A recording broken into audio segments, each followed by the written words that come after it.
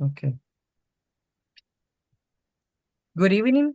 My name is Annette, and today I have the pleasure to interviewing teacher Alejandro. He worked for a public school located in Playa Hermosa, Jaco. Ale, thank you for being here and for sharing your experience on how to teach grammar to children in the first and second cycle. Let's begin with the questions. Ale, okay. The first question. Can you tell me about your experience as an English teacher and how you started teaching grammar or syntax? I started to learn English in a small public school in Playa Hermosa. Actually, the school has the same name. It's a school of Playa Hermosa, and it was in 2021. Uh, it was a great challenge because when I go there, none of them have received English lesson before, so I had to start with all of them from Mhm. zero. Thank you, Ali. Eh, Welcome. I would like to know what levels of students have you taught, and how do their grammar need to change depending on their level? Well, as I mentioned before, they had never received English lesson before. So it was a small school with 34 students, and I had to begin with all of them from zero, as I told you. Um, in fact, the grammar necessities and the ways to learn them are different. For example, kids in first grade are more visual. They like to see cartoons and they don't know how to write.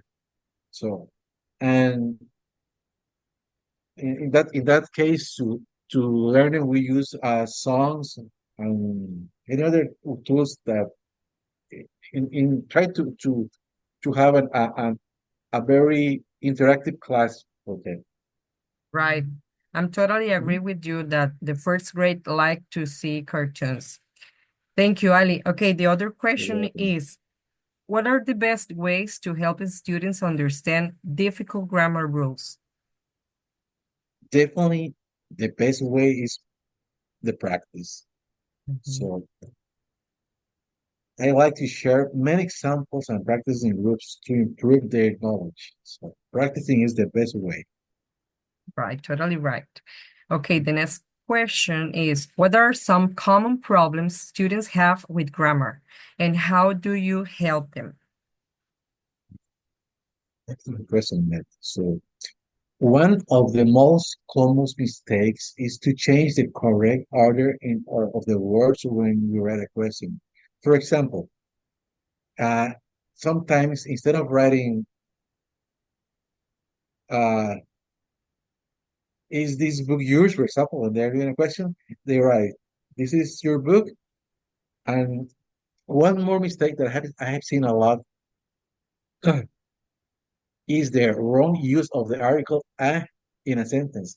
Since as we well know, the use of the article "a" or "n" depends about the following word starts with, oh, I'm sorry, if the following word starts with a vowel or consonant, and sometimes they forget to follow this basic rule. Okay, Ali, thank you. Okay, I would like to know, has your way of teaching grammar changed over time? If so, how and why? Sure, as soon as you improve your knowledge, everything is easier, including the group handle, and of course, the best way to learn is by teaching. Yes, you're right, Ali.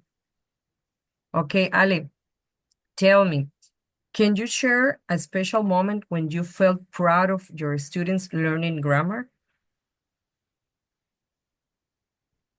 Well, to be honest, I have several good memories of them, but the most special moment, of course, every day once I get to the classroom, and all of them want to write the date in English in the blackboard. That's so nice for me. It's so lovely. Yeah. Yes, you're right. Okay, Ale, also, I will let you know, how do you connect grammar lessons with speaking and writing to make them more useful?